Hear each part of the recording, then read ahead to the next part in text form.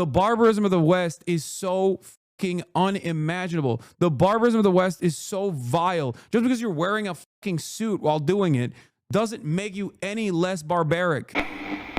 Oh, we were doing Whoopi Goldberg, I forgot, who was defending Iran. About being in this country. This is the greatest country in the world. But yeah, I know that. And we all know that. But every day we are worried. Do we have to be worried about our kids? Are our kids going to get shot because they're running through somebody's neighborhood? They are not big deals, and I don't mean to say they're not big deals to you, because that's not women, what I meant. And they are not doing well there either. They are not doing well in Iran. They are not educated. They cannot property. They're not educated? What the fuck are you saying? Women are not educated in Iran is a fucking psychotically dumb American perspective. I fucking hate how stupid the average American is. How is this anything but white supremacy, man? Okay, saying that, you know, there are repressive forces in the country is valid. It's not wrong, okay? There are repressive forces in the country for sure. But to say that Iranian women are not educated is literally the most wrong thing you can say. Iranian women are more educated than American women, clearly more educated than you. Oh my God. Oh my God.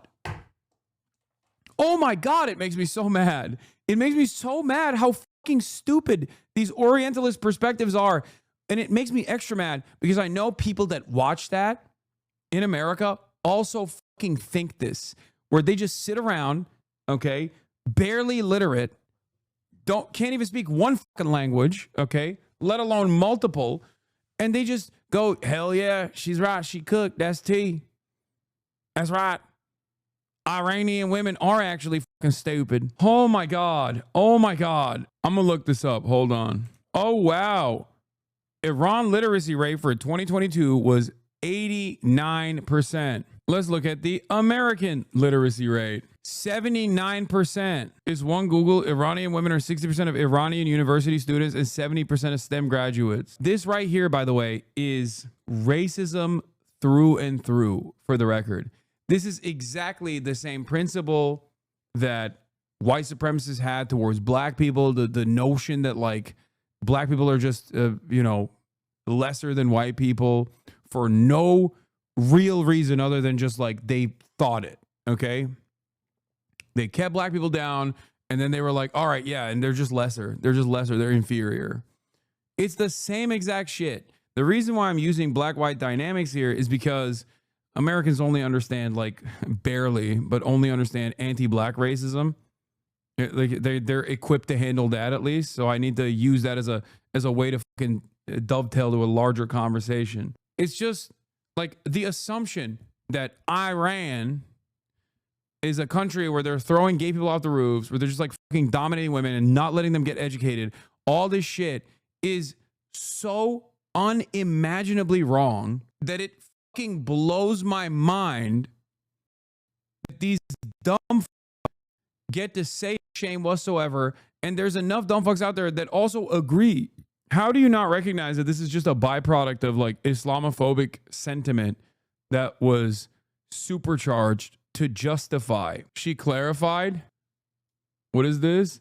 Yesterday on the show, I spoke about the treatment of girls and women in Iran and misspoke by conflating the theocratic rule of the Ayatollah in Iran with Taliban's control of Afghanistan. To clarify, girls and women in Afghanistan are currently banned from attending school, while in Iran, women do have access to education and make up a significant portion of university students. When referencing education, I was speaking specifically about access under authoritarian regimes, not the capabilities and achievements of Iranian women.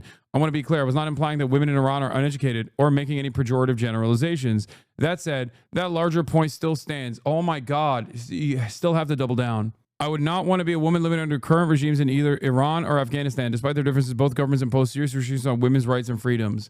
You and your government want to impose serious restrictions on your rights.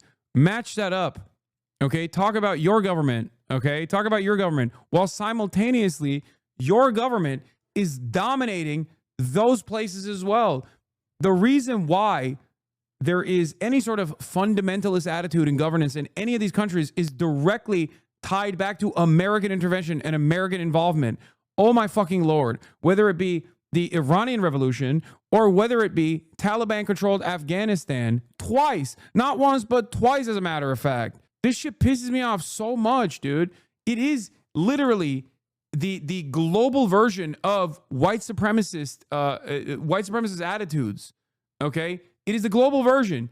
You fucking enslave black people. You refuse to allow black people to integrate into society. You keep black people underserved, and then you fucking act as though there is like an air of superiority about you simply on the basis of the color of your skin as opposed to their skin. It's the same shit. You dominate these fucking regions, and then you destroy them, and then you leave them in a state of disrepair, and then you continue dominating these fucking countries. And when people rise up and resist, the most successful factions of resistance are fundamentalist oftentimes, because those fundamentalist forms of resistance are seen as the most uncorruptible forces, okay? The least tarnished by Western influence forces. They also then turn around and actually implement repression as a byproduct, because they say, like, the more fundamentalist you are in your expression, the less Americanized you are, the less like liberal you are, okay? Because liberalism and all this stuff is seen as an expression of Western domination in these regions. And then these dumb f***s turn around and be like, "Oh, they're so stupid. They're so stupid. They're so uneducated. They're so violent." It's vile.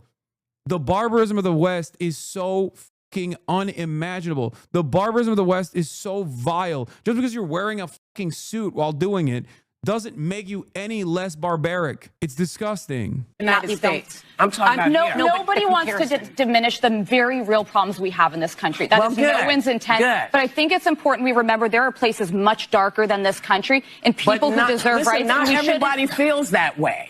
Not everybody feels that way. Listen, I'm sorry. You know, when you think about the fact that we got the vote in 1965. Okay, they don't have free and fair elections in Iran. It's not even the same universe. They can't go out of their house. The women, you know what? Women can't go out of their house in Iran. Incredible.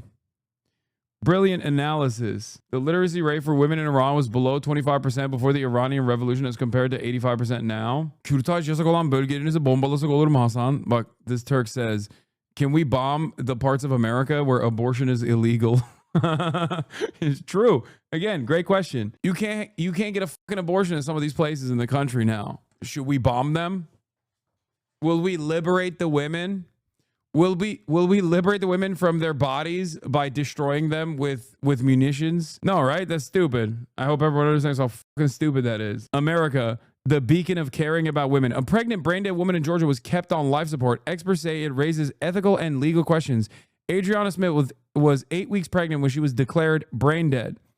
31-year-old Georgia nurse and mother was just 8 weeks pregnant when she was declared brain-dead in February after suffering a medical condition. However, the family claims the hospital told them legally she had to be kept on life support to allow the fetus to grow due to the state's strict abortion law. Her family alleges they were not allowed to have a say in whether to continue her care, according to local Atlanta station 11 Alive. Last week, Smith's baby was born by emergency cesarean section, weighing under 2 pounds and needing care in the neonatal intensive care unit. Baby was born 3 months premature because the mother was literally rotting. They billed the family for all of it too?